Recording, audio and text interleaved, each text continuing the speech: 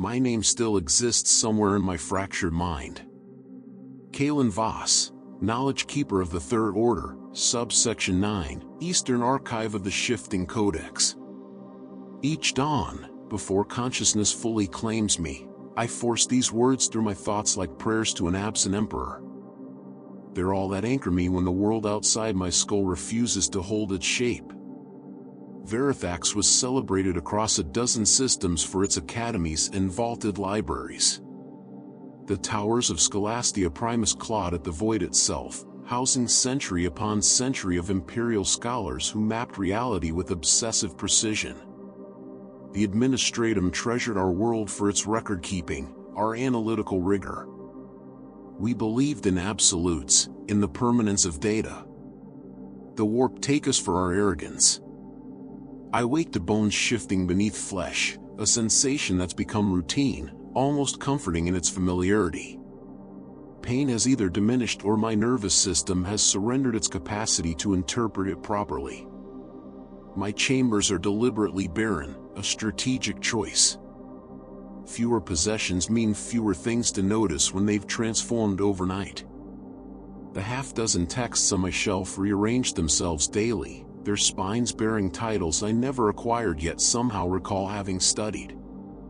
Dressing takes deliberate concentration. My archivist vestments feel different each morning. Today they're slick, almost oily against my skin. The color seems more vivid than yesterday's memory, a deeper crimson that shimmers with patterns just beyond conscious perception. The Imperial Aquila embroidered over my heart has sprouted a third head sometime in the past week. None of my colleagues have remarked upon it. The habitation block's corridors reconfigure themselves nightly. I've learned to trust the subtle magnetic pull in my sternum rather than memory to guide me to my post. Some of my fellow archivists haven't adapted their navigation strategies. They vanish after turning into passages that seal behind them like healing wounds. We maintain silence about the echoes that follow. Dawn greetings, Keeper Voss, calls Sila Wren as our paths intersect. Her face maintains relative consistency these past cycles, though her eyes have multiplied. I count 9 today, arranged in a spiral pattern across her forehead and temples. 3 weeks prior, she possessed the standard pair. Knowledge transforms, I respond with our ritual phrase. Copper floods my mouth as I speak. New materials arrive during dark cycle, she says, matching my pace. Primary catalogers have begun integration protocols. I acknowledge with a nod, not trusting further speech. Shipments from the surface mean fresh texts, new information matrices to absorb into our collection. New pathways for change. The Grand Archive of Transformation dominates what was once Scholastia Primus. The original structure exemplified Imperial Gothic magnificence, soaring buttresses and colored glass depicting saints of wisdom clutching scrolls and data slates. Now the building respirates. Stone pulses with veins of iridescent matter that I've learned not to examine directly. The glass still depicts saints, but their faces contort beyond human capability, their halos transformed into writhing coronas of solidified light. We pass through security where servitors probe our thoughts for dangerous stability. Their mechanical components have fused with fleshier elements that pulse and contract rhythmically. One fixes me with an eye embedded in its vocabulator grill. Keeper Voss, it buzzes. Excessive stability markers detected in your cognitive patterns. I serve the archive, I respond, keeping my thoughts carefully neutral. The servitor's eye dilates to an impossible diameter before snapping shut. Proceed. Catalog subsection 9 requires your attention. Deviations have manifested. Deviations. The term should be meaningless where reality itself flux constantly. Yet the archive maintains its own internal consistency.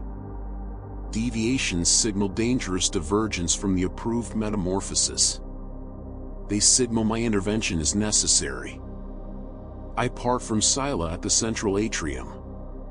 Once a magnificent dome of marble and oromite, it now resembles the interior of some vast organism.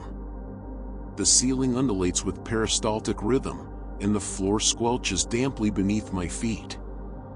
Columns that once bore physical weight now serve as conduits, information flowing visibly through translucent channels embedded in the stone.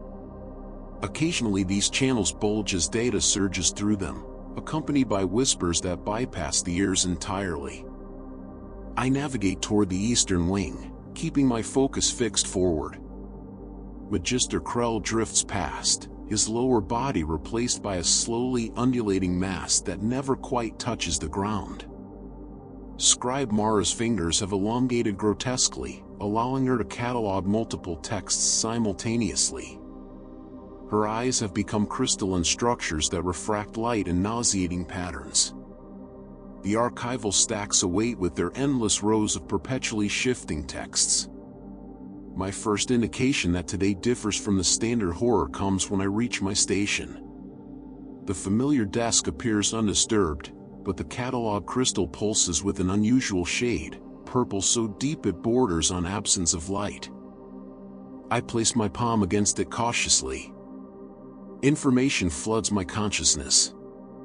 Subsection 9, Shelf Sequence 7. Anomalous transformation detected. Historical records deviating from approved metamorphic patterns. I frown. Historical records typically maintain the most stability, shifting only in interpretation rather than fundamental content. For them to deviate suggests deeper corruption, perhaps even resistance to transformation. Such resistance endangers not just the texts themselves, but those of us who handle them. I navigate through the stacks, moving through labyrinthine shelves that occasionally rearrange when unobserved. The smell of ancient parchment mingles with newer scents, ozone and something sickeningly floral that burns my sinuses. Lighting dims as I penetrate deeper, provided now only by luminous fungi growing between shelves, casting everything in diseased blue illumination. I count carefully as I proceed, anchoring the numbers with vocalization. 5, 6, 7. Before shelf 7, I scan the spines. Most appear normal, bound in human or xenohide depending on subject matter. But one volume arrests my attention immediately. A plain black book with no visible title. Its presence feels incorrect, as though it occupies space without fully committing to existence in our reality. Protocol demands immediate reporting to a magister. But something stops me. Curiosity I'd thought long since excised from my mind stirs weakly. Before reconsideration, I touch the spine. The sensation electrifies. My fingertips tingle with recognition, though I cannot consciously recall ever encountering this volume. With trembling hands, I extract it from the shelf, half expecting alarms or spontaneous transformation. Neither occurs. The cover is featureless save for a single silver rune that shifts and changes as I attempt to focus on it. I open the book. The pages appear blank initially. But as I stare, text begins forming, words coalescing from the paper itself, rising from depths beneath the surface.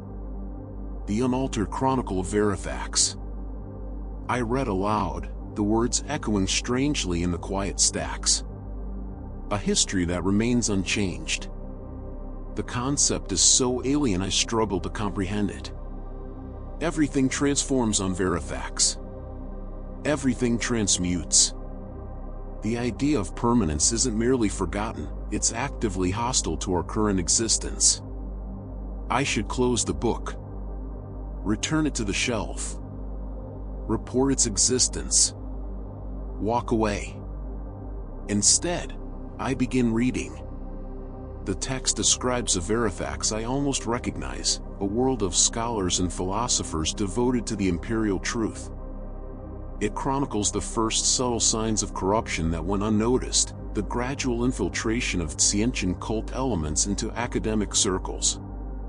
It details the catastrophic ritual that ripped open the barrier between real space and the Imperium, allowing the essence of the architect of fate to seep into our dimension.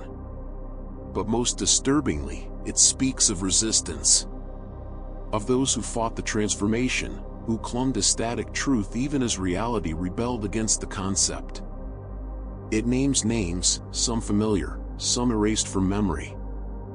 And there, listed among a cell of truth preservers, is a name that makes my blood freeze. Kalen Voss. The book nearly slips from my shaking hands. This cannot be accurate. I've served the archive loyally since. The memory slips away like water through cupped fingers. How long have I been a keeper? When did I first wear these robes? When did the transformation begin? I cannot recall. This sudden void in my knowledge terrifies me more than any physical mutation I've witnessed. Keeper Voss. A voice speaks from behind me. You've discovered something intriguing.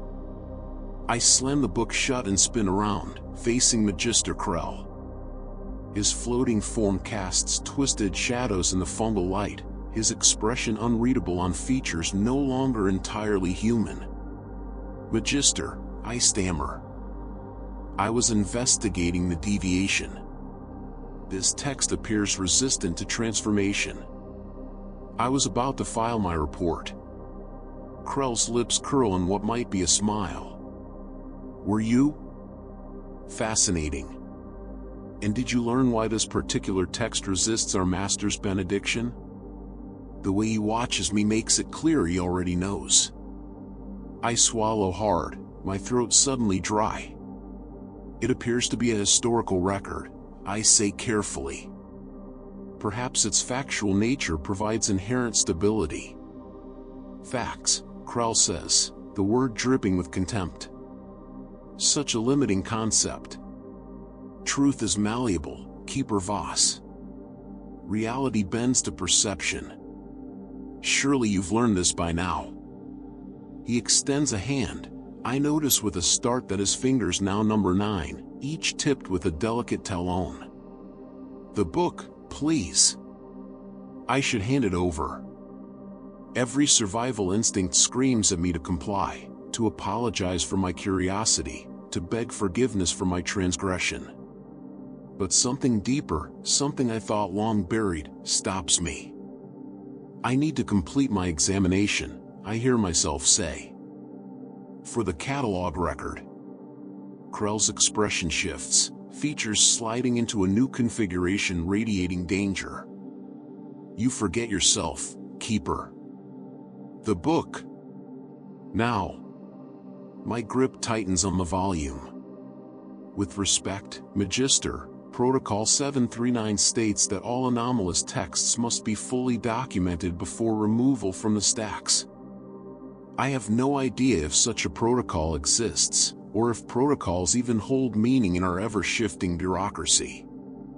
But the invocation of rules seems to give Krell pause. Very well, he says after a moment. Complete your documentation. You have until cycle's end. I expect your report in the book on my desk before you retire. He turns and drifts away, his lower appendages writhing with what I interpret as agitation. I wait until he disappears before allowing myself to breathe. The book feels heavier now, weighted with dangerous potential. I need somewhere private to examine it properly. My cataloging cubicle is too exposed. The reading rooms are monitored. But there's one place, a maintenance closet tucked away in a corner of subsection 9 that seems to exist in a blind spot of the archive's awareness. I discovered it months ago when seeking refuge from a particularly intense wave of changes that left several colleagues transformed beyond recognition. I make my way there now, taking a circuitous route and pausing frequently to pantomime routine work. The closet is small, barely large enough for one person, but it contains a defunct data terminal that provides faint, constant light. I slip inside and pull the door closed behind me. Here, in this forgotten space, I open the book once more. Hours pass as I absorb the true history of my world. Verithax was indeed a center of imperial learning, but it also harbored a secret heresy. Scholars seeking forbidden knowledge turned to darker sources, gradually forming a cult dedicated to Tzeentch. The corruption spread slowly at first, then accelerated as key positions of power fell to the cultists. The ritual that opened Verithax to the warp occurred 6 years ago, performed by the combined psychic might of 400 compromised psychers. The Imperial response was swift but insufficient. The Ordo Malleus quarantined the planet but lacked resources for a full purge. And so Verithax was abandoned to its fate, its population slowly warping under the Changer of Ways influence. But there was resistance, a network of loyalists who fought to preserve unchanged knowledge, to maintain their humanity against the tide of mutation and madness. And I, Kalen Voss, had been among them.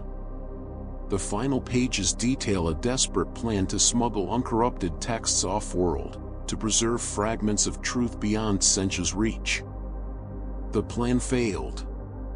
The loyalists were captured, their leaders publicly executed. The rest were given to the magisters for re-education. I closed the book, my mind reeling. If this account is true, then I am not what I believe myself to be. My memories, my loyalty to the archive, my acceptance of the change, all of it is artificial, imposed upon me after my capture. The real Kalen Voss fought this corruption. But if my memories are false, then who am I now? What remains of the man who resisted? I have no time to contemplate these questions. The door swings open suddenly, and I find myself staring at Sila Wren. All 9 of her eyes focus on me with predatory intensity. "The Magister is looking for you," she says, her voice harmonizing with itself in dissonant tones. "And for the book you were supposed to deliver." I clutch the volume to my chest, mind racing. I lost track of time. The documentation was more complex than anticipated. Sila's eyes narrow in perfect unison. He is most displeased. "Come with me now, and perhaps your punishment will be merciful." I rise slowly, considering my options. They are pitifully few. The archive is a labyrinth, and even if I could navigate its constantly changing pathways, where would I go? The entire planet is corrupted. There is no sanctuary. Yet surrender means not just my death, but the destruction of this truth. The last uncorrupted account of what happened to Verithax, and perhaps more importantly, what happened to me. "Of course," I say, stepping forward as though to follow her. Then, as I draw alongside her, I shove with all my strength. She stumbles, surprised by sudden aggression from a normally compliant keeper. I dart past her into the stacks, clutching the book like the precious artifact it is. Her shrieks of rage follow me as I flee, multi-tone wailing that seems to come from everywhere at once. The sound will attract attention. I have minutes at most before the entire archive is hunting me. I navigate by instinct, taking random turns, doubling back, climbing ladder stairs to higher levels only to descend elsewhere. The layout shifts around me, sometimes helpfully providing exits where none existed, sometimes closing off promising routes with newly formed walls of books. The archive itself seems uncertain whether to help or hinder me. Eventually, I find myself in an unfamiliar section. The lighting here is different, warm amber rather than the blue fungal glow I'm accustomed to. The books on these shelves are bound in materials I cannot identify, their titles written in scripts that hurt to look upon. I pause, gasping for breath, and listen. The sounds of pursuit seem distant now, echoing from far corridors. Perhaps I've gained a temporary reprieve. A movement catches my eye. Between the shelves, something shifts, not a keeper or magister, but something else entirely.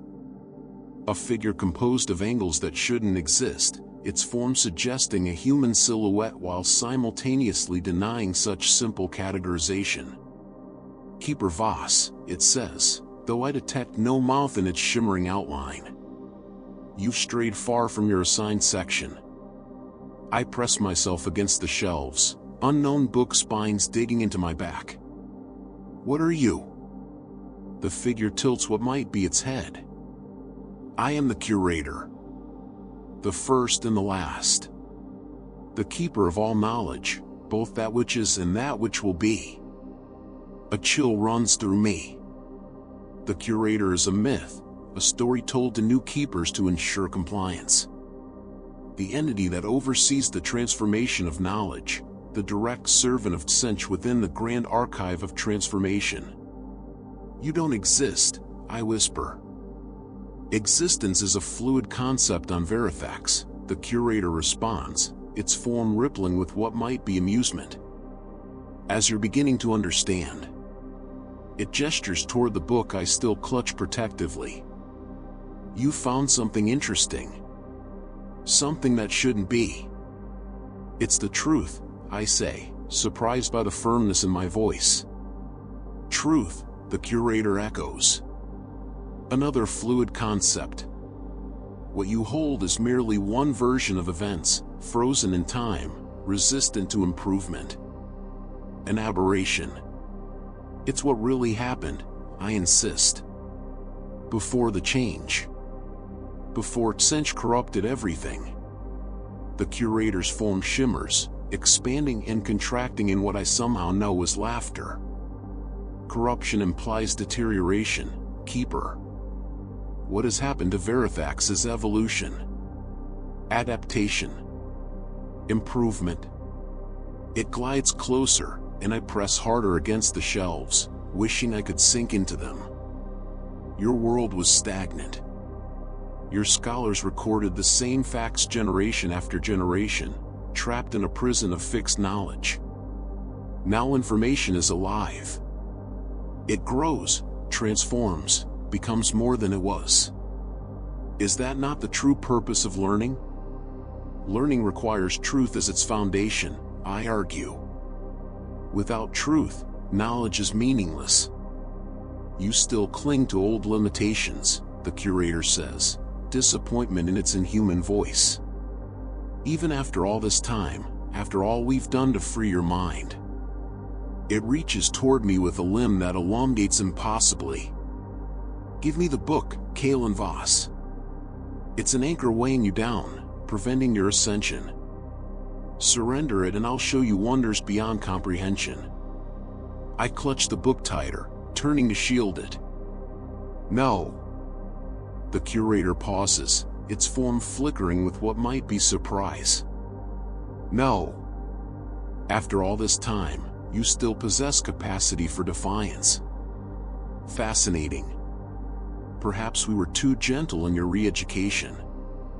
You failed, I say, realization dawning even as I speak. Your conditioning didn't fully take. That's why I was assigned to catalog duty, wasn't it?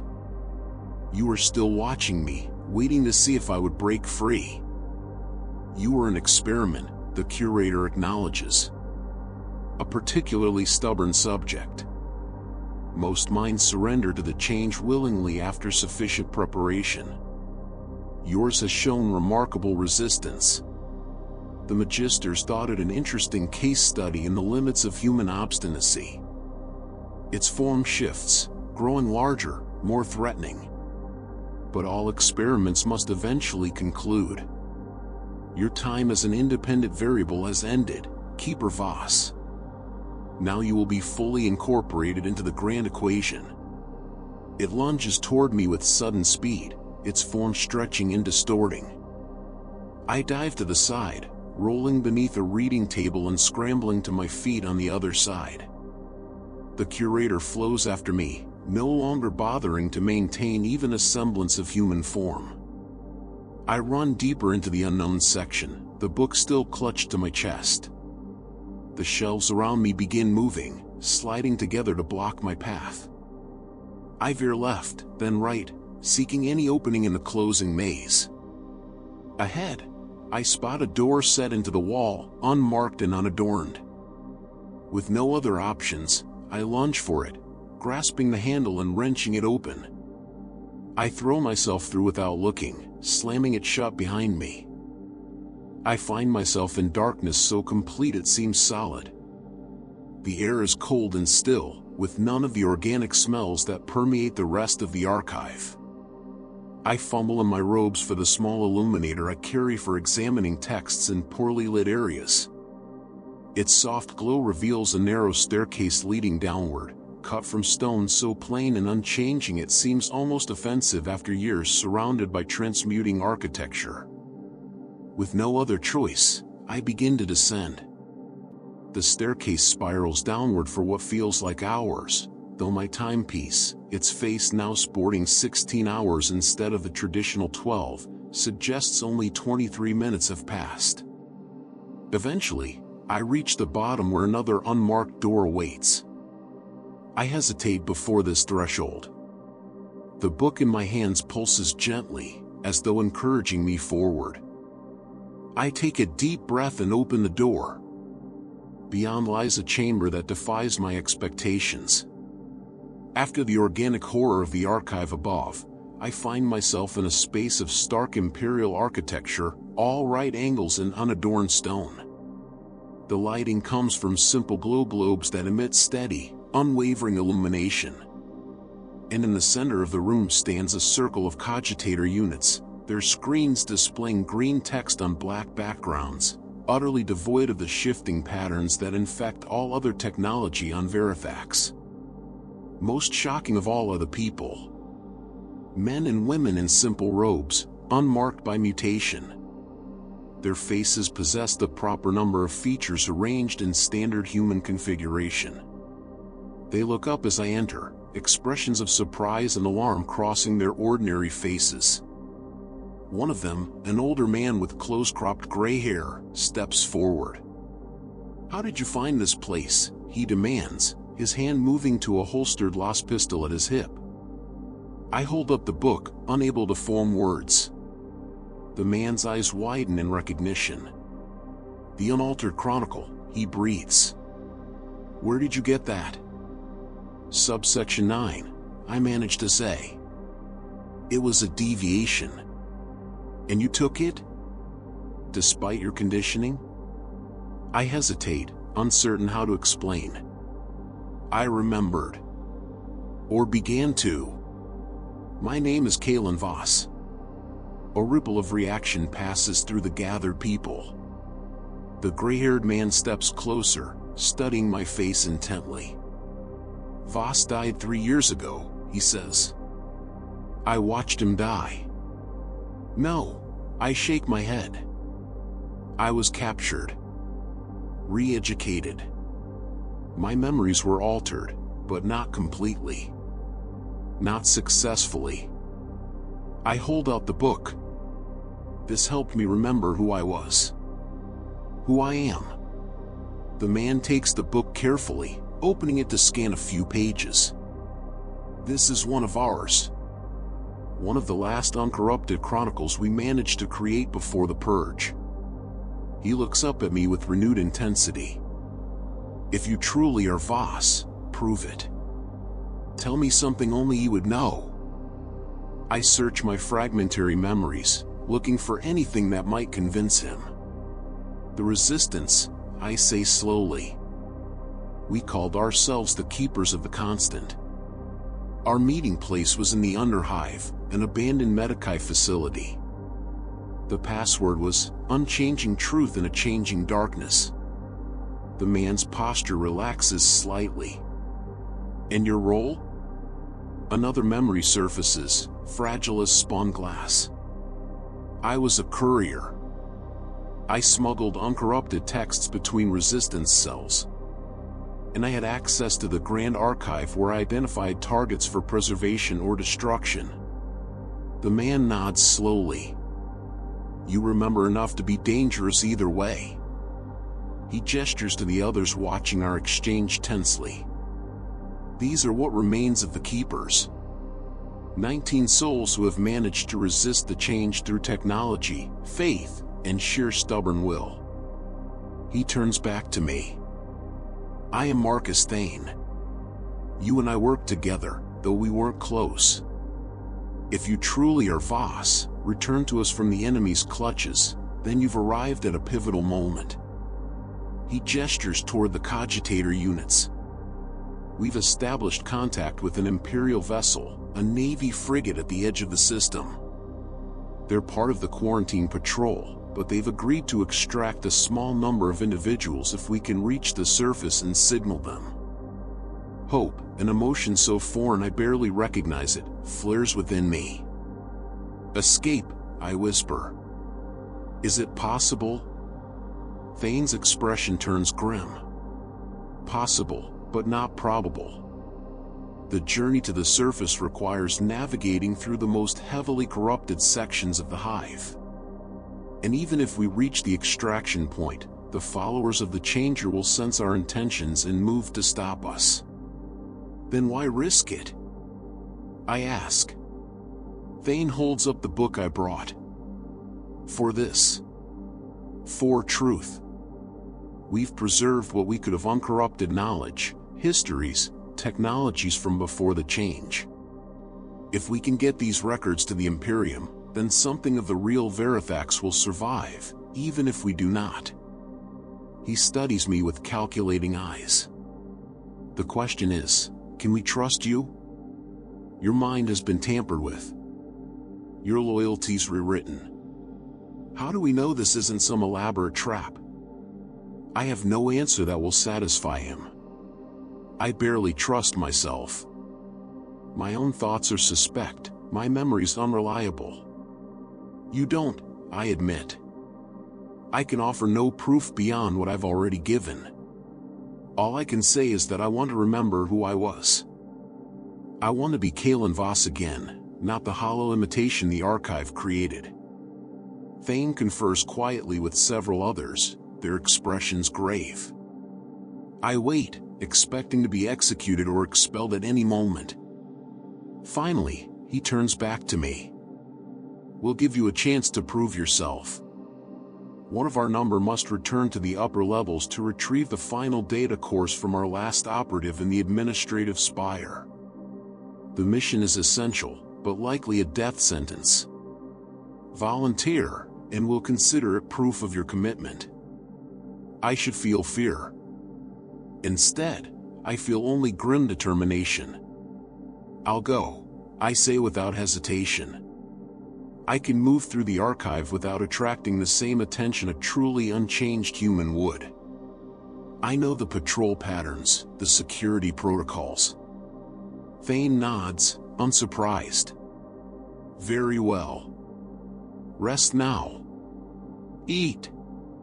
In 5 hours, we begin the operation.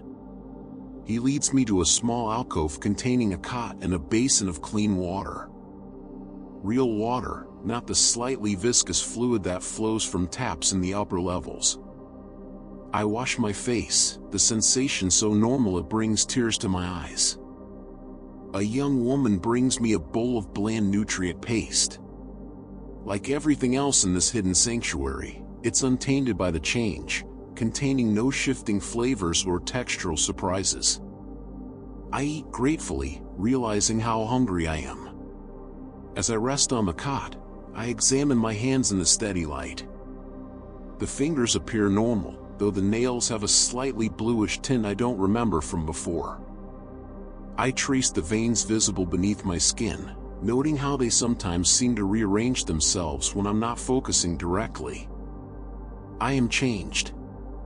Not as dramatically as some, but changed nonetheless.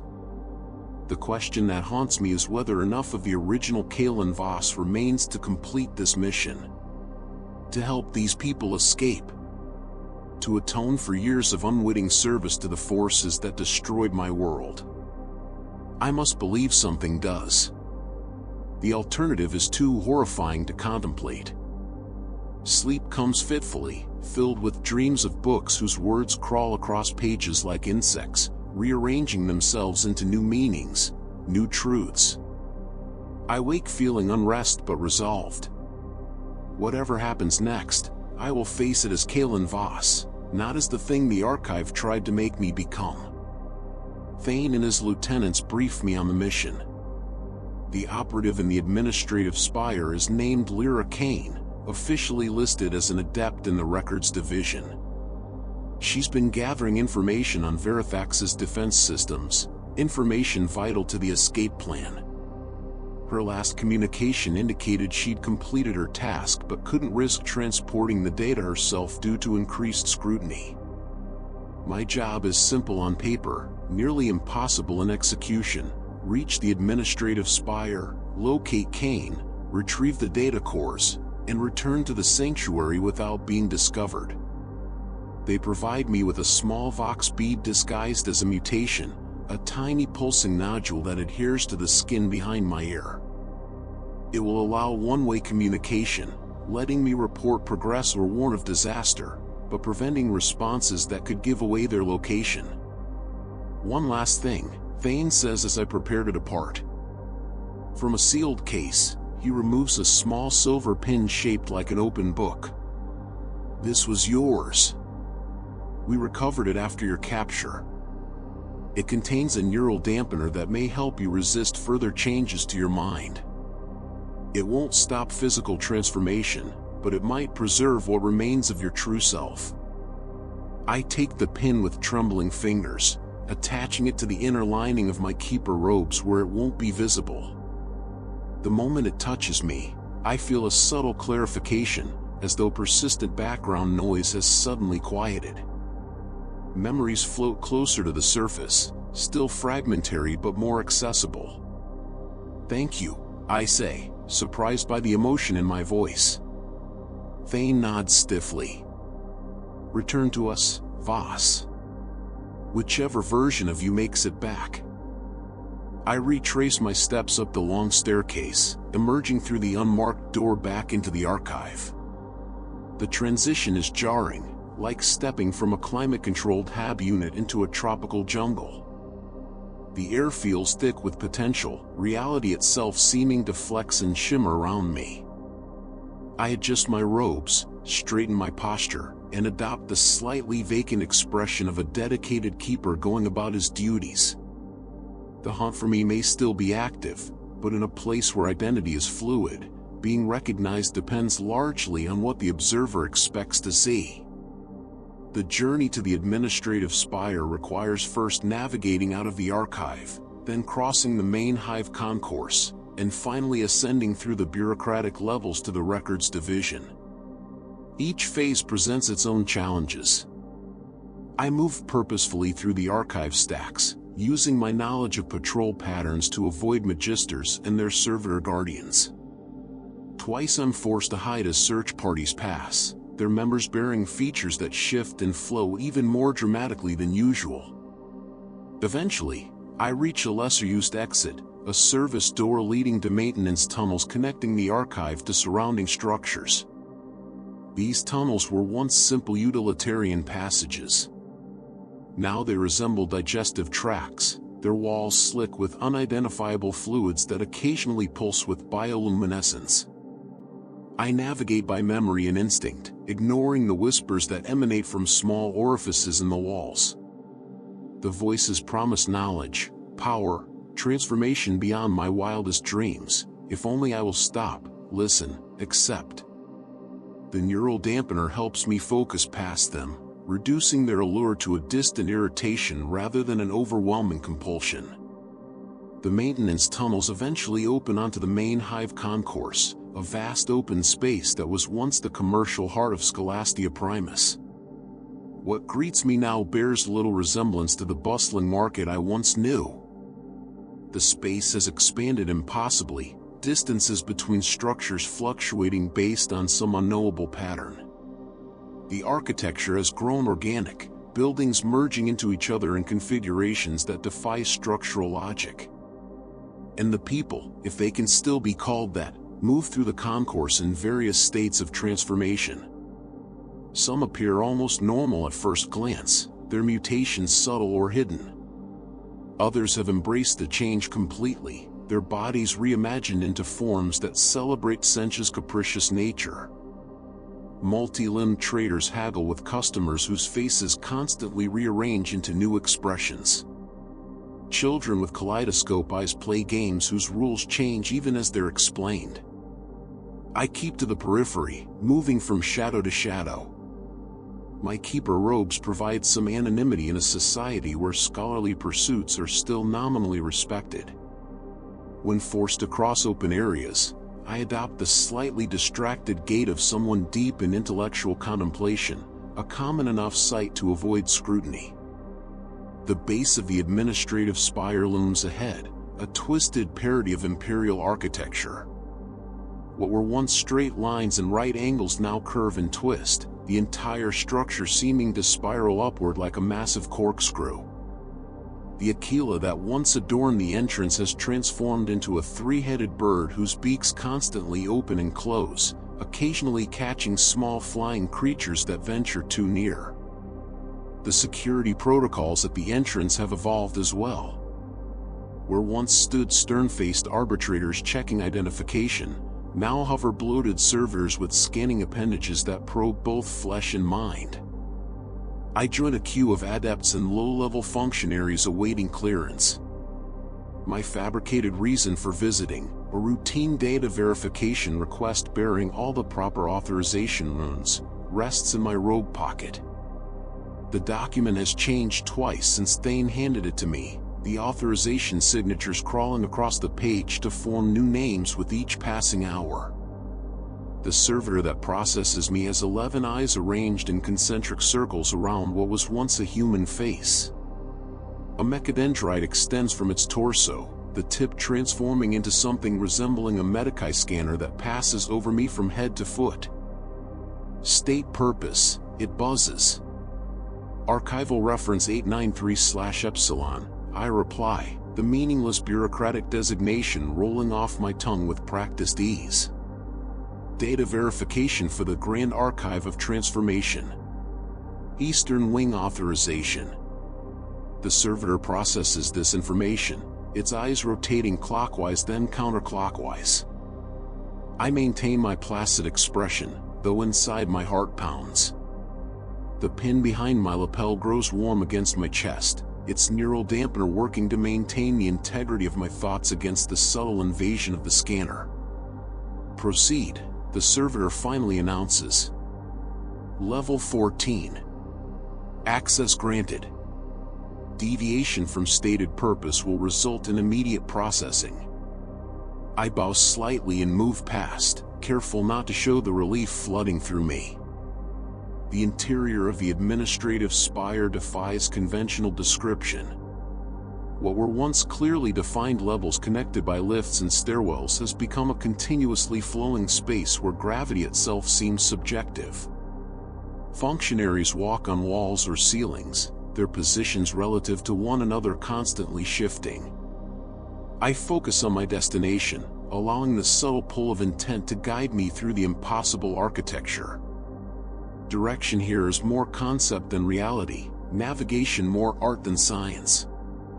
Level 14 exists as much as a state of mind as a physical location. I ascend a spiral staircase that occasionally transforms into a ramp, then a ladder, then a pulsing membranous tube that propels me upward through peristaltic motion. Records Division occupies a segment of Level 14 that manifests as a vast circular chamber lined with data stacks. Unlike the organic horror of much of Verithax, this space maintains a semblance of technological coherence, the necessity of information retrieval imposing some constraints on change. Cogitators hum with something approaching normal function, though their displays occasionally flicker with unauthorized symbols that burn after images into unwary retinas. Adepts move between the stacks, their features marked by subtle mutations that seem almost uniform among them, an indication of departmental specialization through guided transformation. Most sport additional fingers for faster data entry, or optical enhancements allowing them to perceive multiple data streams simultaneously. I scan the chamber for Lyra Kane, consulting the mental image Thane provided, female, approximately 28 standard years, distinguishing feature, a birthmark on her left temple shaped like a crescent. In this place of constant change, such a fixed marker might be the only reliable means of identification. After an hour of careful searching, I begin to fear Kane has already been discovered, or worse, transformed beyond recognition. Then I spot her, bent over a data terminal in a far corner of the chamber, partially concealed behind a stack of memory cores. The crescent birthmark remains visible on her temple, though it now appears to glow faintly with the same luminescence that marks the other adepts. I approach casually, making a show of examining data stacks nearest her station. When close enough to speak without being overheard, I murmur the recognition phrase Thane provided. Knowledge flows like water, but truth stands like stone. She stiffens, her fingers pausing over her cogitator interface. Without looking at me, she responds in a voice barely above a whisper. The stone erodes, but its essence remains. Relief washes through me. She's still herself, still loyal to the resistance. I position myself at the adjacent terminal, pretending to access data while speaking in undertones. I was sent for the package. Thane believes the time has come. Her eyes widen slightly at the mention of Thane, but she quickly composes her features. I'd begun to think no one would come. The scrutiny has intensified these past weeks. 4 of our cell were taken for reprocessing. I thought I'd be next. You have the data cores? She nods almost imperceptibly. In my quarters. End of shift, I can retrieve them.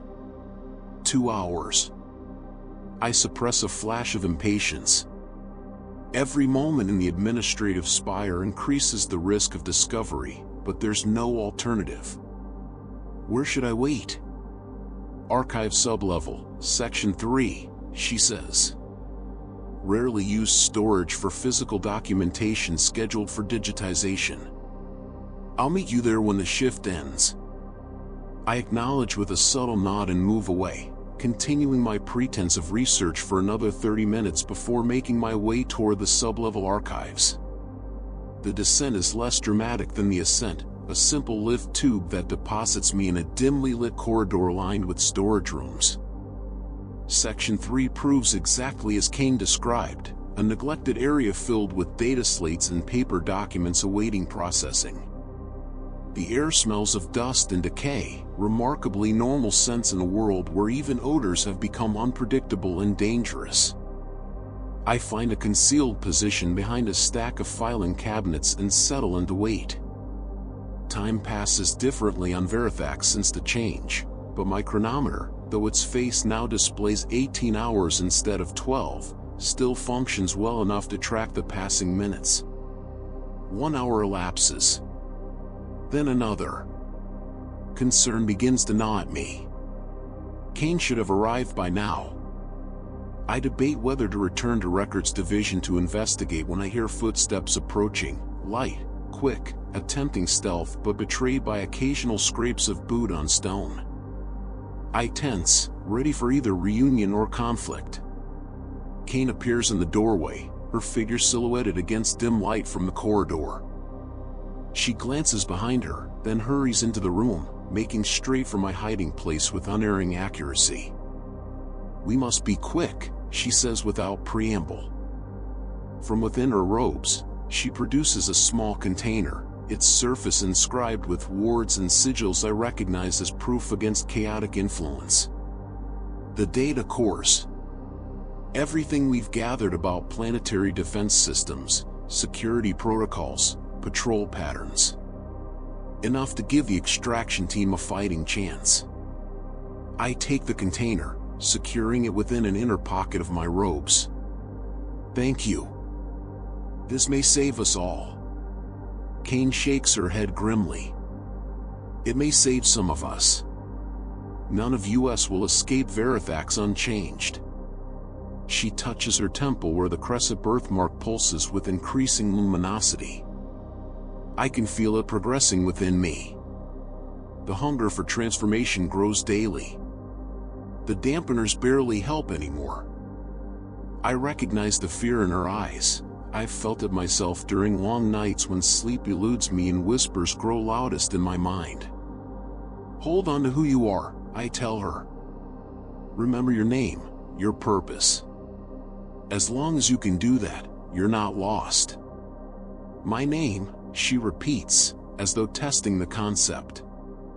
Lyra Kane. Records Division. Keeper of the Constant.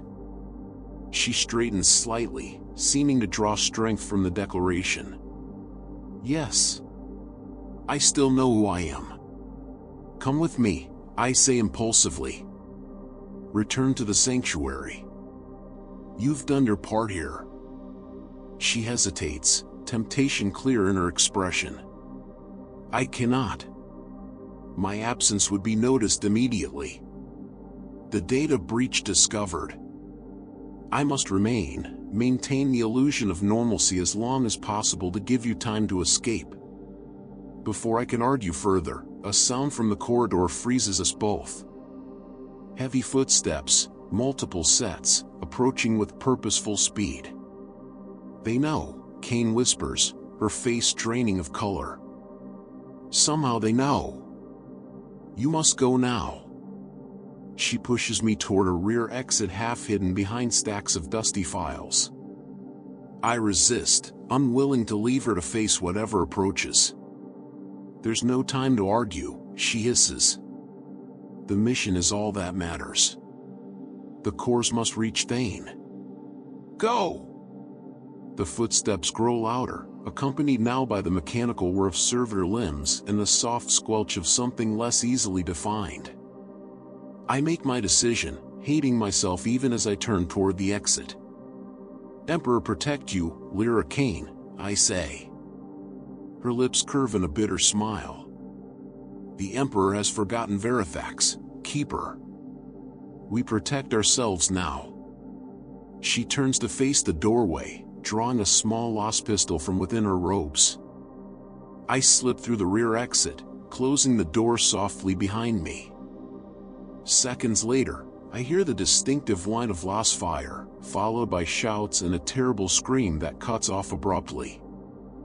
The narrow maintenance passage beyond the archives offers little cover but provides direct access to the lower levels of the spire. I move quickly, fighting the urge to run. Running attracts attention, creates memories and witnesses. A purposeful walk suggests routine, forgettability. The data core container presses against my chest, its weight a constant reminder of what Kane sacrificed to preserve it. The alarm spreads through the spire more quickly than I anticipated, not through conventional means like blaring horns or flashing lumens, but through a ripple of awareness that passes from mind to mind. A psychic broadcast announcing, intruder, thief, anomaly to be captured or destroyed. I feel it brush against my consciousness, seeking purchase, seeking recognition. The neural dampener flares hot in response, burning against my skin as it shields my thoughts from scrutiny. Even so, I sense the hunters converging, drawn by the scent of resistance, of unchanged purpose in a realm of flux. The final barrier between me and the grand concourse looms ahead, a security checkpoint now buzzing with activity as guards check everyone attempting to exit. Their forms have shed all pretense of humanity, tentacles and compound eyes more suited to their task of identifying the nonconforming. Direct passage is impossible. I skim my surroundings for alternatives and spot a waste disposal chute designed for removal of physical documentation deemed unworthy of preservation. The irony doesn't escape me as I force open the access panel and slide into the fetid darkness beyond. The descent is swift and nauseating, the chute twisting in ways that defy the physical architecture of the spire. I tumble through darkness, unable to slow or direct my fall, until I crashed through a membranous barrier into a massive collection chamber far beneath the spire. The impact drives the breath from my lungs. I lie stunned for several moments, assessing damage. Nothing broken, though bruises will certainly form. More concerning is the environment into which I've fallen. The waste collection chamber stretches beyond the reach of my illuminator, a vast cavern filled with discarded knowledge. Documents, data slates, memory cores, all deemed obsolete or resistant to proper change, lie in moldering heaps across the uneven floor. The air reeks of decay and something deeper, a psychic stench that speaks of abandoned thoughts and discarded truths. Most disturbing are the other occupants of this forgotten place. Shambling figures move between the piles of refuse, human once, but now reduced to little more than animated flesh. Their eyes are vacant, their movements purposeless. Keepers who failed in their duties perhaps, or citizens who resisted change too openly. Not dead, but existing in a state beyond death, their minds wiped clean of identity and purpose. I rise slowly, careful not to make sudden movements that might attract their attention. Though they appear mindless, I sense residual awareness in them, a hunger for something they can no longer name. A faint glow emanates from one wall of the cavern, suggesting an exit tunnel. I make my way toward it, stepping carefully around the shambling forms and the treacherous footing provided by uneven mounds of discarded information. One of the figures turns as I pass, empty eye sockets fixing on me with sudden interest. Its mouth opens, revealing a cavity filled not with teeth but with tiny writhing tentacles. Remember, it croaks, the word breaking apart as though the concept itself is too complex for its damaged mind to hold. Remember, me. I freeze, recognition dawning with horrifying clarity. The tattered remains of keeper robes still cling to its emaciated frame. The silver pin on its breast, though tarnished almost beyond recognition, bears the same insignia as mine. This thing, this hollow shell, wears the face of Marcus Thane. No, I whisper, disbelief warring with the evidence before me. Thane is alive. I spoke with him hours ago. The thing that was Thane, or appears to be Thane, reaches for me with skeletal fingers. Voss, it says, my name sounding foreign in its ruined mouth. Failed. All failed. I back away, mind racing. Is this truly Thane? Somehow cast into this pit before my return to the sanctuary? Or is it a trick, a manifestation created to demoralize me, to make me question the resistance in my place within it? In a realm where reality constantly shifts, how can I trust even the evidence of my own eyes? The neural dampener at my breast grows painfully hot, a warning that my thoughts verge on dangerous territory. I focus on what I know to be real, the mission, the data core secure against my chest, the need to return to the sanctuary. Whether this shambling horror is truly Thane or merely wears his appearance, I cannot help it now.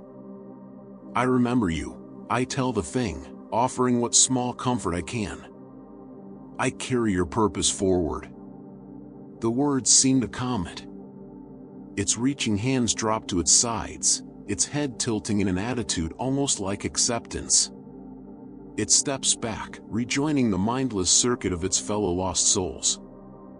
I continue toward the glowing exit, moving more quickly now as other figures begin to take notice of my passage. The tunnel beyond proves to be a drainage conduit, carrying wastewater and other less definable fluids from the spire to the underhive. The ceiling is low, forcing me to crouch as I wade through the fetid stream. The liquid burns where it touches exposed skin, but I push forward, focusing on the distant circle of dim light that promises escape. Eventually, the conduit opens onto a vast cavern space, one of the countless abandoned industrial sectors that honeycomb the lower levels of Scholastia Primus. The air here tastes marginally cleaner, though still heavy with the metallic tang that permeates all of Verithax since the change. I recognize my location after a moment of orientation.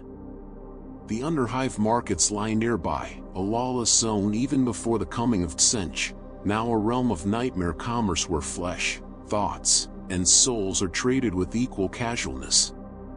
Beyond them, the maintenance tunnels that will lead me back to the archive, and from there to the sanctuary.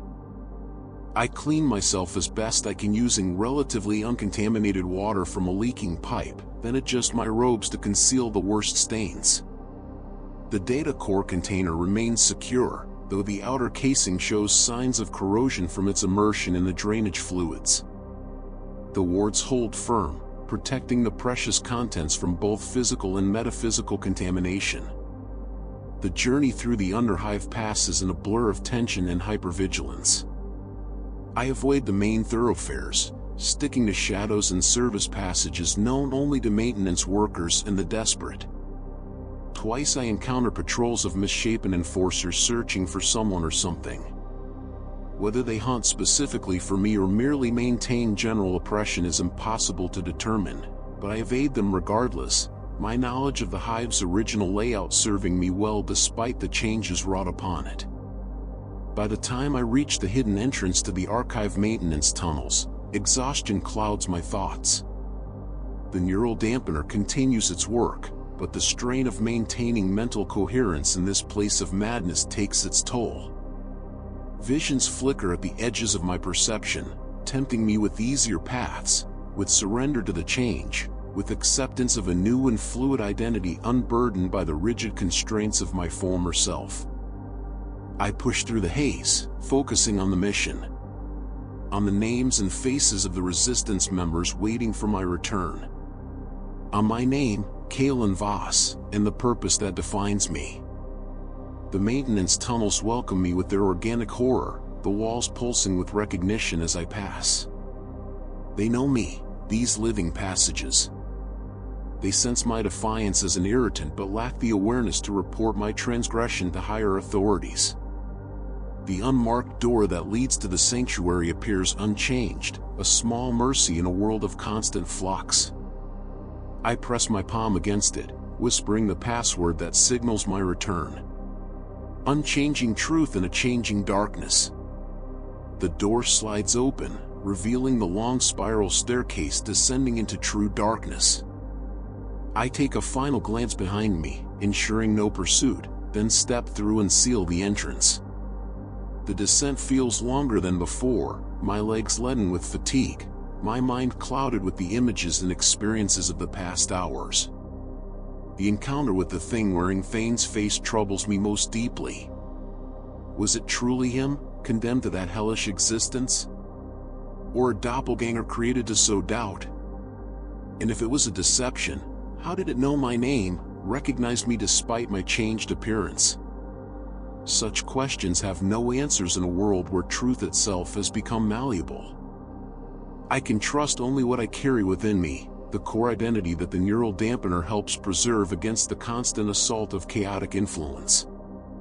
The door at the bottom of the staircase opens at my approach, revealing the stark, unchanging sanctuary beyond. The contrast between this space and the organic horror of the hive above is so profound that I stagger, momentarily disoriented by the sensory shift. Figures rush forward to support me. Human hands, unchanged by mutation, guide me to a seat. Human voices ask questions that blur together in my exhausted mind.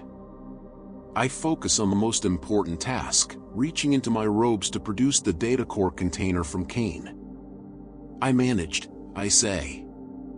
She stayed behind. Gave her life for this.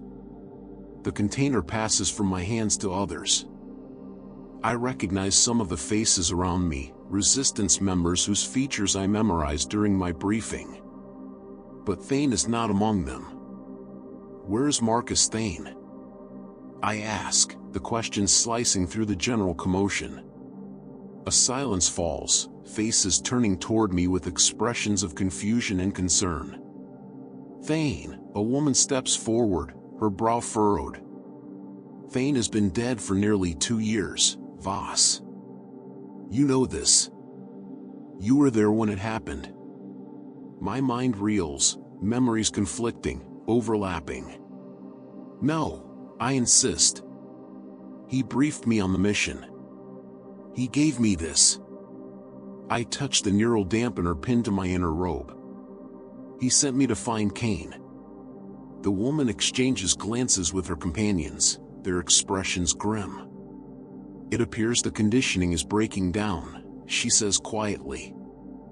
The true memories are surfacing, but they're fragmenting, merging with the false ones. What are you saying? I demand, rising from my seat, only to sway dangerously as vertigo overtakes me. She gestures for the others to give us space, then sits beside me, her manner gentle but firm. My name is Elena Vex. I lead what remains of the Keepers of the Constant. Marcus Thane was my predecessor. He died defending our previous sanctuary when it was discovered by the Magisters. You were there. You helped evacuate our people while he held the entrance. My head pounds as conflicting versions of reality battle for supremacy in my mind. I remember Thane briefing me hours ago, his gray hair and stern expression. I also remember, with sudden, horrifying clarity, standing in a narrow corridor, firing a lost pistol at advancing horrors while shouting for others to run. I remember his final, terrible scream. Both memories cannot be true. Only one is, Vex says gently. When you returned to us 3 days ago, your mind had been so thoroughly altered that you no longer recognized us, recognized yourself. The neural dampener has been working to restore your true memories. But the process is imperfect. Your mind created Thane as a bridge between your real past and the false one implanted by the curator. 3 days? I echo, disbelief warring with the evidence of my own fractured memories. I only just arrived. I brought the book. The Unaltered Chronicle. I volunteered for the mission. Vex shakes her head sadly. You returned to us 3 days ago, half mad but fighting the conditioning. You remembered enough to find us, to warn us that the curator had discovered your resistance to the change and was hunting you. We gave you the neural dampener, which helped stabilize your identity somewhat. Yesterday you volunteered to retrieve the data cores from Lyra Kane. I briefed you myself. She reaches into her pocket and produces a small hollow projector. The image that flickers to life shows her sitting across from me at the same table where I thought Thane had given me my mission. The conversation is similar but not identical, the details of the briefing essentially the same, but coming from her lips rather than the ones I remember. This is impossible, I mutter, though even as I speak the words, I feel their falsehood. The neural dampener burns against my chest, working overtime to help my mind separate truth from deception. You needed him, Vex says simply. Your mind was ready to accept his loss. So it projected him into your present. The dampener couldn't prevent this particular delusion because it was generated by your own psyche, not imposed from outside. I sit in stunned silence, trying to reconcile these revelations with my experiences of the past hours. If Thane was a projection of my fractured mind, what else might I have imagined? Was the mission itself real? Did I truly retrieve the data cores from Kane? Or was that another delusion? As though reading my thoughts, Vex places the container on the table between us. The mission was real. You succeeded, Voss. The data cores are genuine, and they contain exactly what we hoped, the information we need to coordinate with the Imperial extraction team. What you accomplished was real, even if your perception of how you accomplished it was distorted. Relief washes through me, followed almost immediately by a wave of uncertainty. If I cannot trust my own memories, my own perceptions, then who am I? What remains of Kalen Voss that isn't tainted by the change or fractured by trauma? I still remember my name, I say softly, repeating the mantra that has sustained me through countless mornings of uncertainty. Kalen Voss. Knowledge Keeper, Third Order, Subsection 9, Eastern Archive of the Shifting Codex. The words taste bitter now, the identity they describe revealed as a construction built upon the ruins of my true self. Your name is indeed Kalen Voss, Vex confirms. But you were never a keeper. You were a xenolinguist attached to the administrative mission on Verithax, specializing in the translation and interpretation of non-human communication systems. When the change came, your expertise made you valuable to the Magisters. Rather than killing you outright, they rewrote your mind, making you believe you'd always serve the Archive. A xenolinguist. The word resonates with unexpected familiarity, like a name I haven't heard spoken aloud in years but recognize instantly. Fragments of memory surface, isolated images and sensations, not of book stacks and data slates, but of alien artifacts and complex symbolic systems inscribed on ancient stone. The Resistance, I say, grasping at these new memories, trying to fit them into a coherent narrative. How did I join?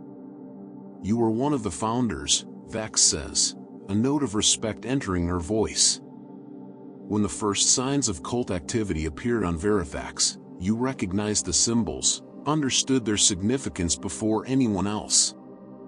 You warned the planetary governor, organized the initial resistance cells, established protocols for preserving unchanged knowledge. Pride flickers briefly within me, quickly tempered by the realization of how completely I'd been unmade, my identity overwritten, my purpose perverted to serve the very forces I'd fought against. And now?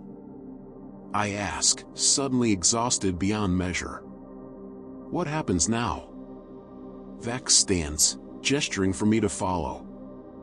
Now we prepare for extraction.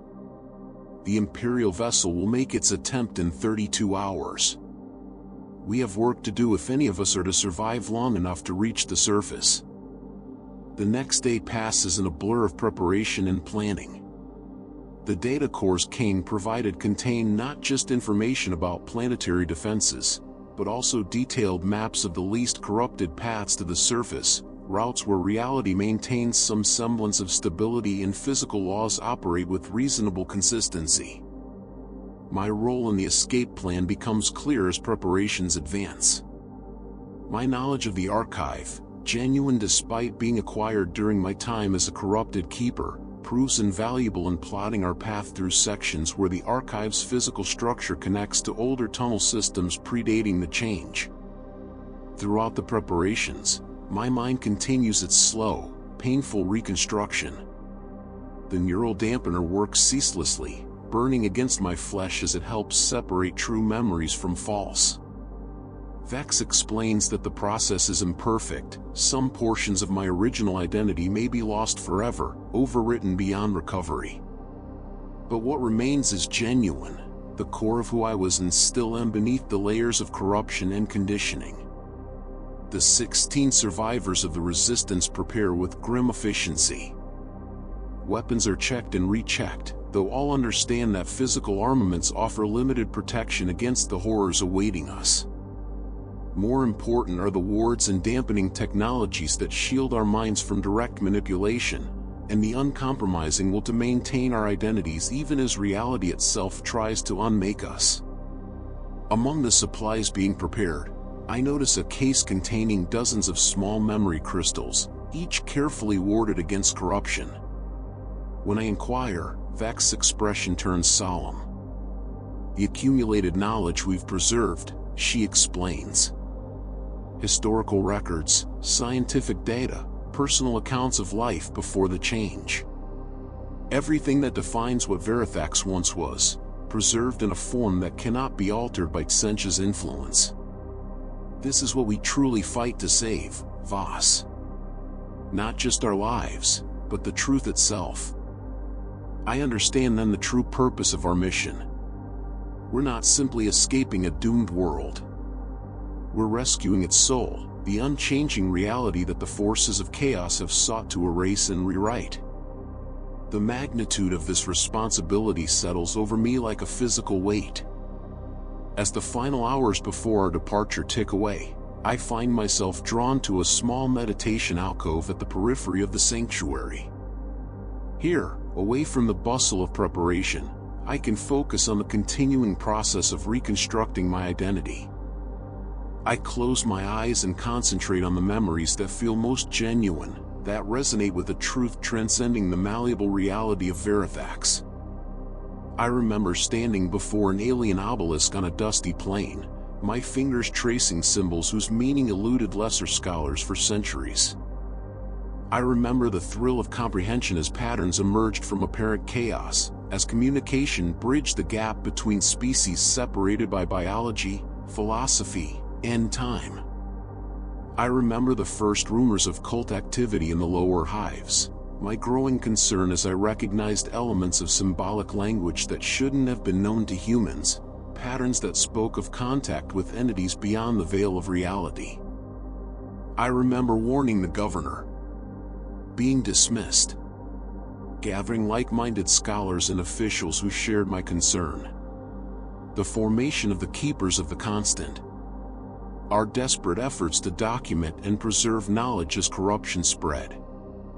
And I remember the day of the great ritual, the sky tearing open above Scholastia Primus, the impossible colors that poured through the rent in reality.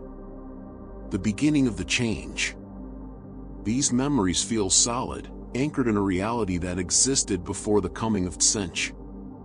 I cling to them, using them to define the boundaries of myself, to distinguish between what I truly am and what the archive tried to make me become. It's time. Vex's voice interrupts my meditation. She stands in the doorway of the alcove, already dressed for the journey in nondescript coveralls that might pass for workers' attire in the upper hive levels. A las pistol is holstered at her hip, and the neural dampener at her throat pulses with steady blue light. I rise, feeling oddly centered despite the fractured state of my memories. I'm ready. The escape party gathers at the hidden entrance to the tunnel system that will lead us toward the surface. 16 souls, the last uncorrupted humans on Verithax, bearing the burden of an entire world's true history. Vex addresses us briefly, her words simple but powerful. We carry what remains of Verithax within us, she says, gesturing to both the physical data storage and our own minds. Whatever happens in the hours ahead, remember that as long as we preserve the truth, our world is not truly lost. With those words, we begin our ascent, moving from the absolute stability of the sanctuary into the increasingly fluid reality of Verithax. The initial tunnels remain relatively unchanged, ancient maintenance passages dating from the earliest days of the Hive, too mundane to attract the attention of those who orchestrated the transformation of our world. But as we climb higher, signs of corruption become more evident. The walls occasionally ripple with peristaltic motion, the metal and concrete flowing like wax before re-solidifying in new configurations. The air thickens with psychic potential, carrying whispers that brush against the edges of consciousness, promising power, knowledge, transformation beyond moral comprehension. The neural dampeners glow more intensely with each level we ascend, working harder to maintain the integrity of our minds against increasing chaotic pressure. 2 of our number show signs of strain, their movements becoming erratic, their speech disjointed. Vex watches them closely, her hand never straying far from her weapon. We reach the first major obstacle 8 hours into our journey, a security checkpoint where the old maintenance tunnels intersect with newer passages leading to the mid-hive manufacturing sectors. According to our intelligence, the checkpoint should be minimally staffed, the forces of the Magisters focused on more important areas. The reality proves different. As we approach through a service duct running parallel to the main passage, I count at least 7 guards, their forms so heavily mutated that determining their original human baseline is impossible. More concerning are the floating servitor skulls that patrol the area, their augmented components fused with warp-touched flesh, eye lenses scanning constantly for unauthorized movement or thoughts. Vex signals for a halt, gathering the team leaders for a hurried conference. The planned route is compromised, but the alternatives involve either a substantial detour through areas of extreme reality distortion or a direct confrontation with forces that outnumber and possibly outgun us. I study the checkpoint layout, something niggling at the edges of my memory. Then it clicks, a detail from my time in the archive, overheard conversations between magisters discussing security protocols. The servitor skulls, I whisper. They operate on a recognition pattern based on thought structures, not visual identification. They're programmed to ignore those whose minds display certain Tzeentch patterns while alerting to unchanged human thought patterns. How does that help us? One of the team leaders asks. Our dampeners specifically shield us from developing those patterns.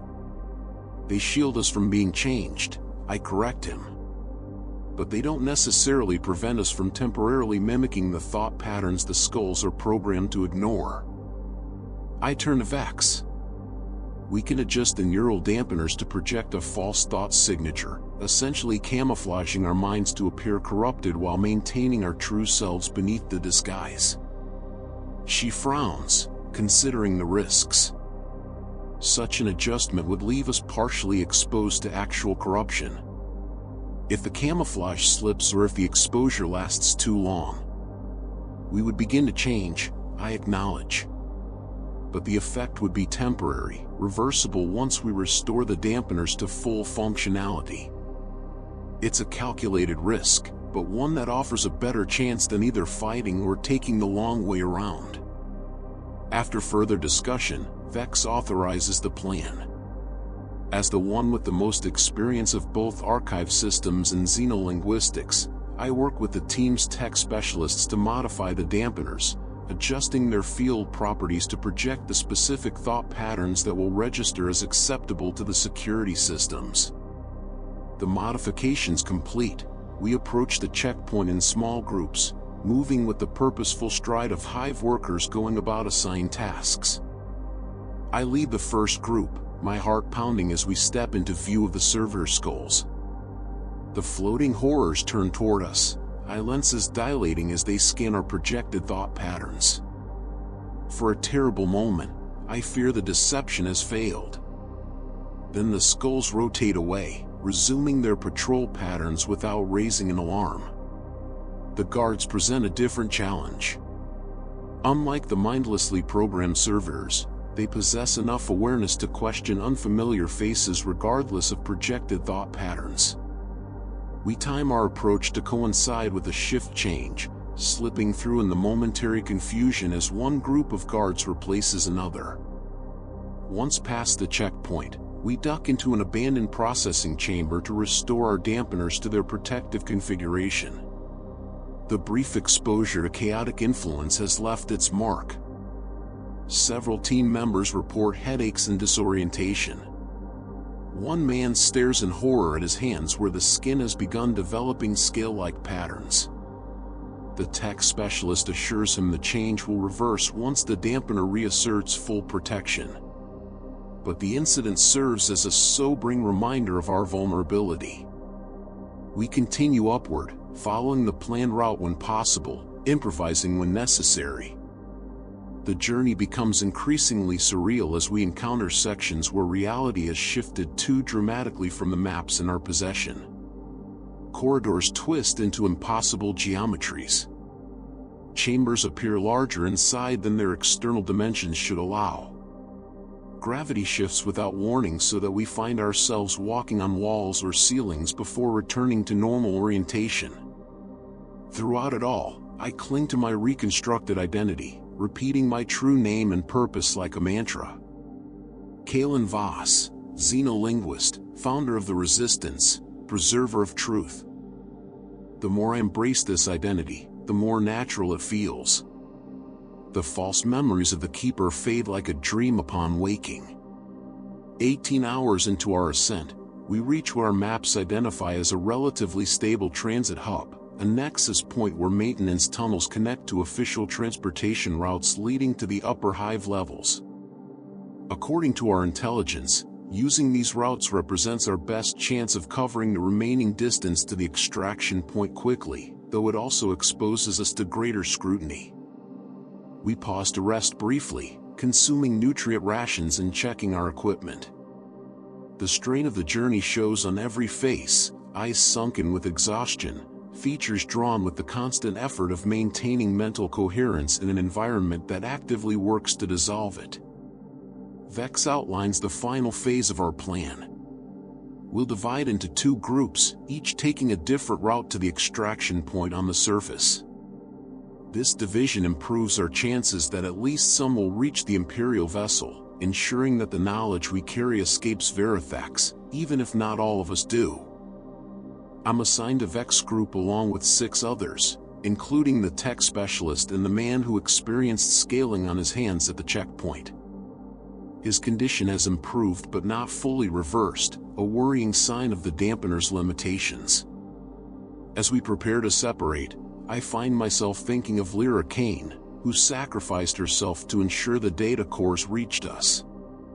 And of Marcus Thane, both the real man who died defending the previous sanctuary, and the phantom my mind created to help me process that loss.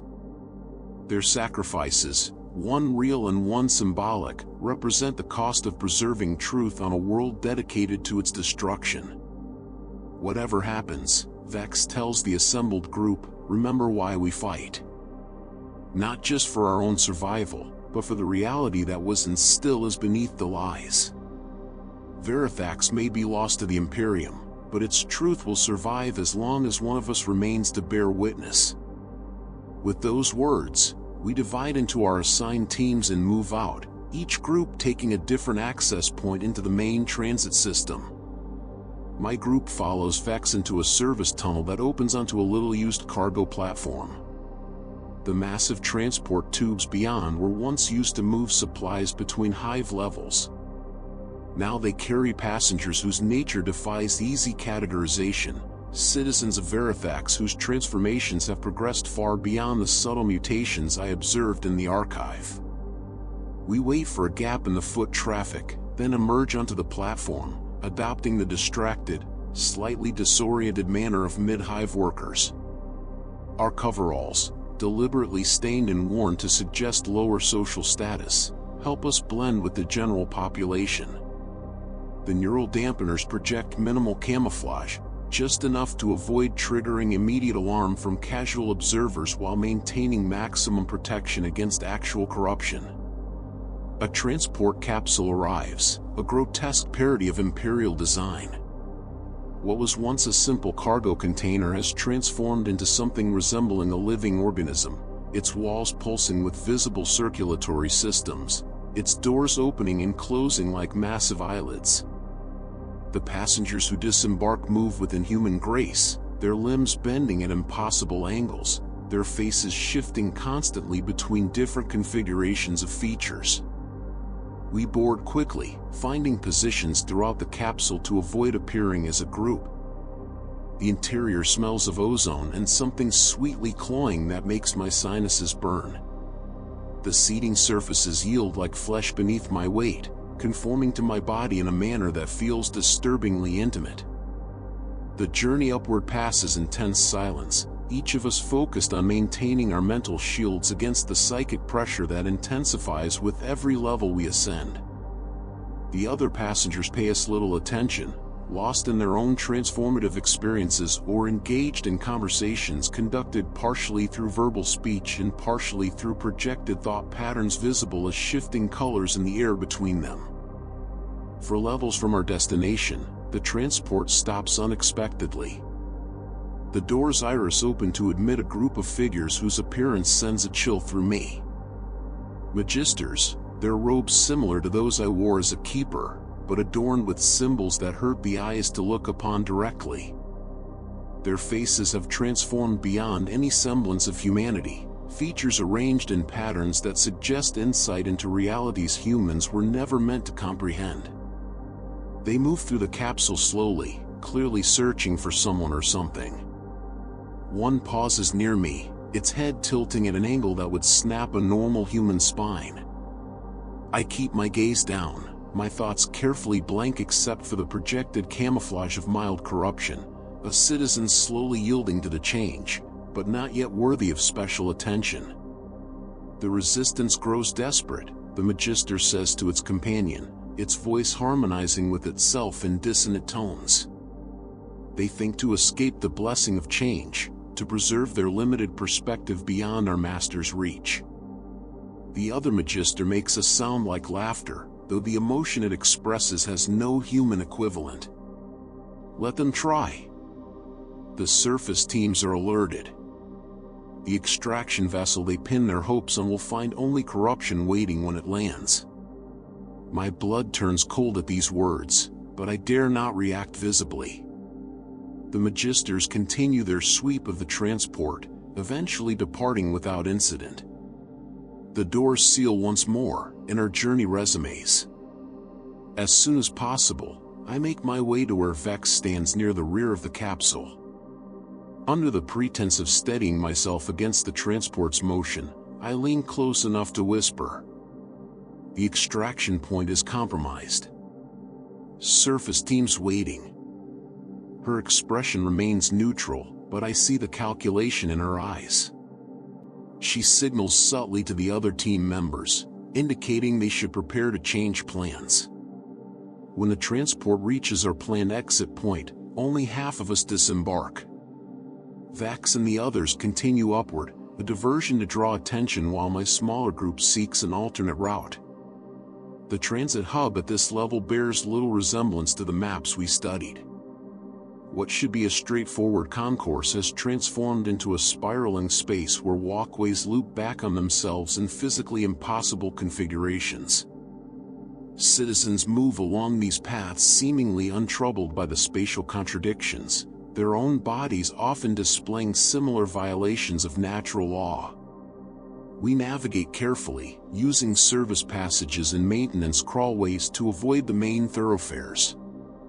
According to the tech specialist, who now leads our reduced group, an emergency ventilation shaft nearby should provide direct access to the surface, bypassing the compromised extraction point entirely.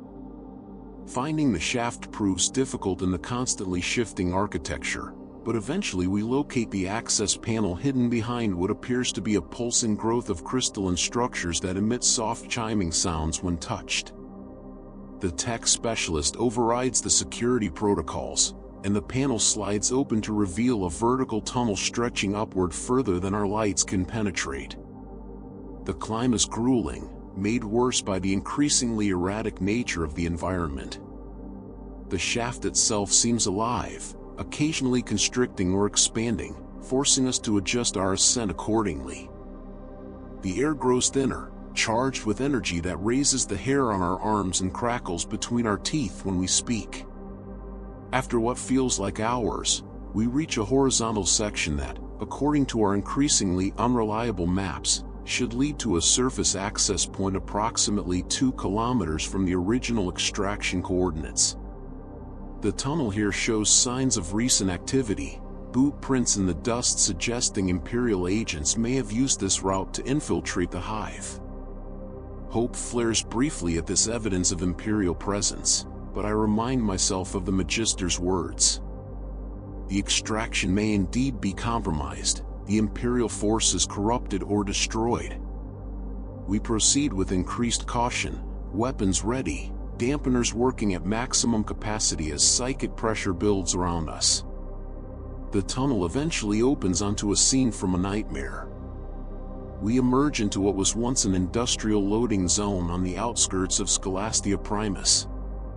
The massive landing pads designed for cargo shuttles remain recognizable, but the surrounding structures have transformed beyond recognition, twisting into impossible spires that reach toward a sky no longer constrained by the natural laws of color or geometry. And there, in the center of the primary landing pad, sits an Imperial shuttle. Its clean lines and functionally brutal design stand as an affront to the chaotic architecture surrounding it. The sight of this unchanging artifact of the Imperium brings tears to my eyes, a visceral reminder of a reality governed by order and incomprehensible physical laws. But something is wrong. The shuttle's landing ramp is extended, but no guards are visible. No signs of conflict either, no bodies or weapons discharge marks to suggest the Magister's forces have already attacked. The stillness feels ominous, a predator's pause before the strike. We take cover behind a twisted heap of machinery that might once have been a cargo loader, surveying the landing zone for any sign of Imperial personnel or enemy forces. The tech specialist activates a long-range Vox unit, attempting to establish contact with the shuttle's crew using recognition codes provided in the data from Lyra Kane.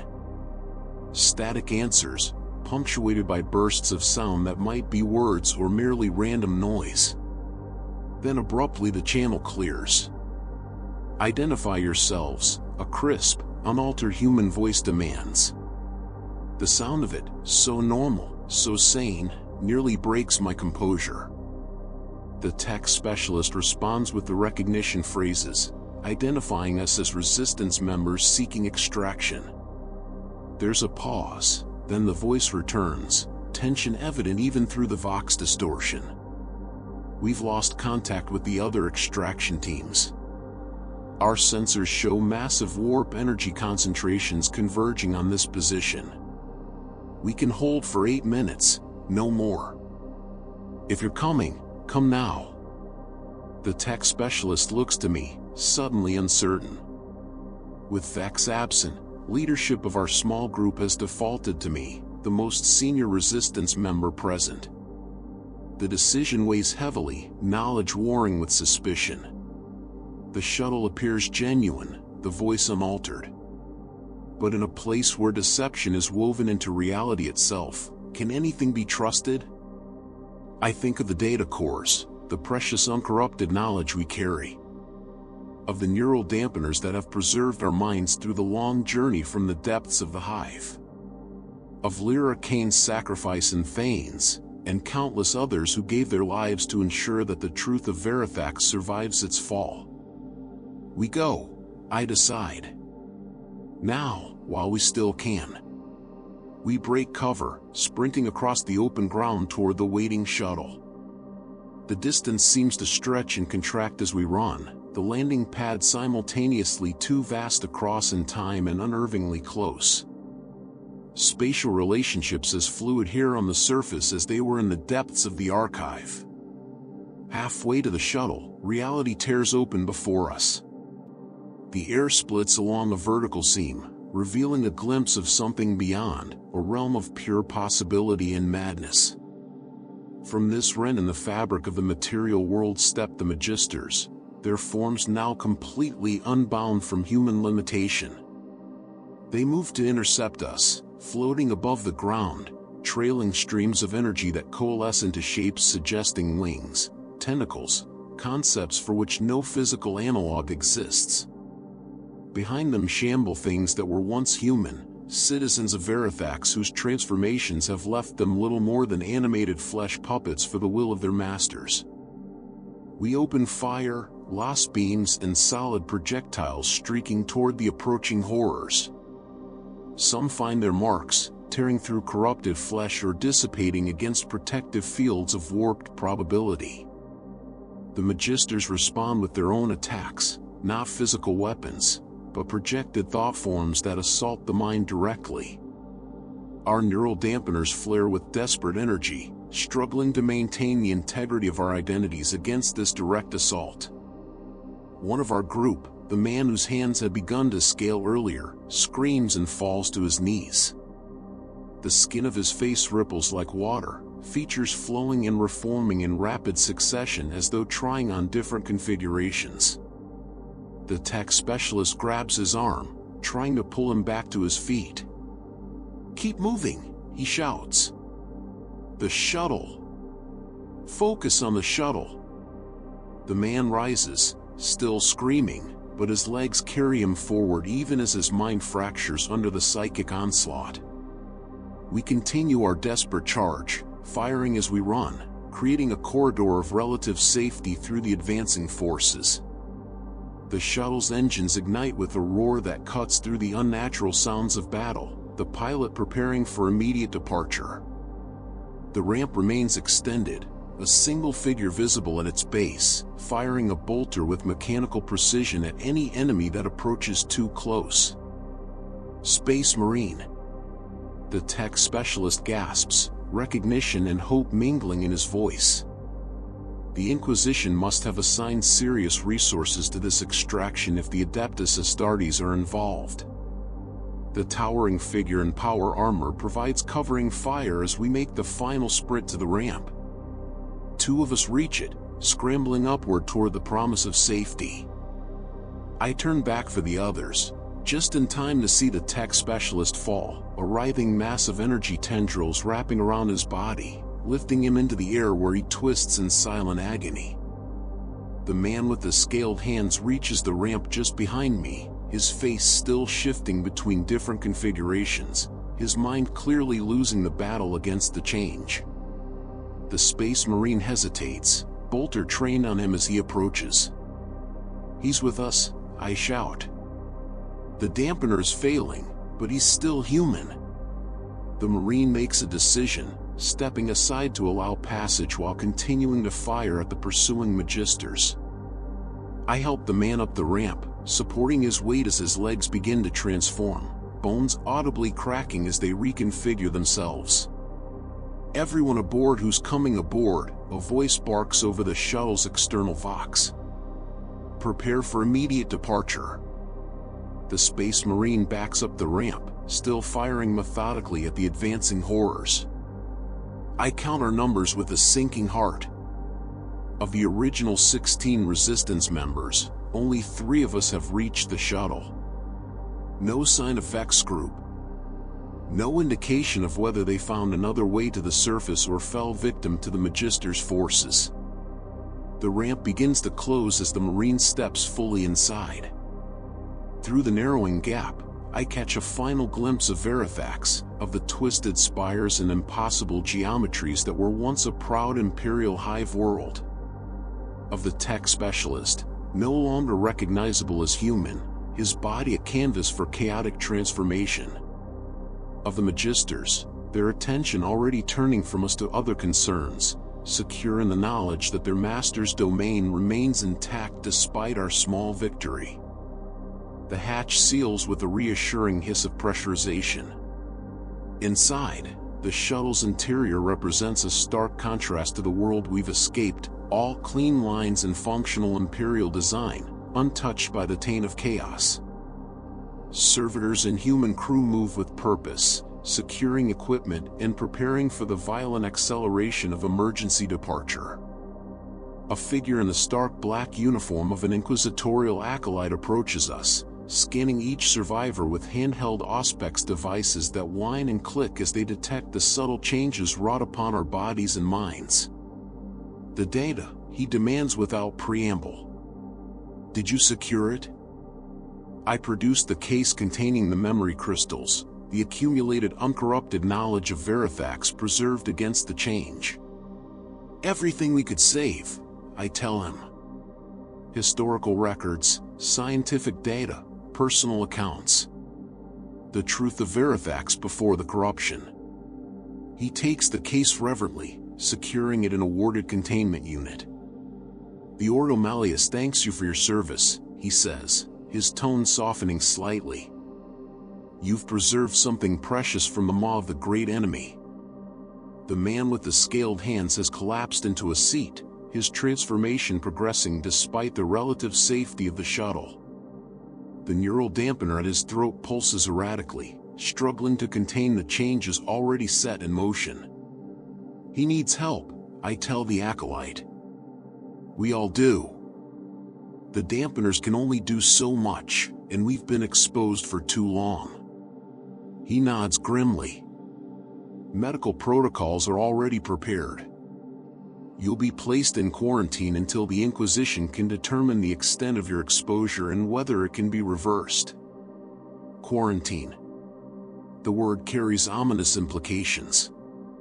but I cannot find it in myself to fear whatever awaits us. After Verithax, after the Archive of Transformation and the Magisters and the Curator, and the constant assault on reality itself, even the harsh mercies of the Inquisition seem a welcome alternative. The shuttle shudders as it breaks atmosphere, accelerating hard toward the waiting Imperial vessel in high orbit. Through a small viewport, I watch as Verithax recedes, its surface a swirling mass of impossible colors and patterns visible even from space. A world transformed beyond redemption, but not beyond memory. Not beyond truth. In the warded container, the data crystals hold the reality that was, the unchanged history of a world that no longer exists except in those records and in the minds of the few survivors who escaped its fall. I touch the neural dampener of my breast, feeling its steady warmth against my skin. My memories remain fractured, some lost forever to the Curator's conditioning, others distorted by trauma and the strain of maintaining identity in a place dedicated to its dissolution. But the core remains, the essential truth of who I am. Kalen Voss. Xenolinguist. Resistance fighter. Survivor. I still remember my name. And as long as I remember, as long as the truth we carry survives, then Verithax, the real Verithax, is not truly lost. It endures in the unchanging knowledge we preserved. In the constant truth we refuse to surrender, even when reality itself bent and broke around us.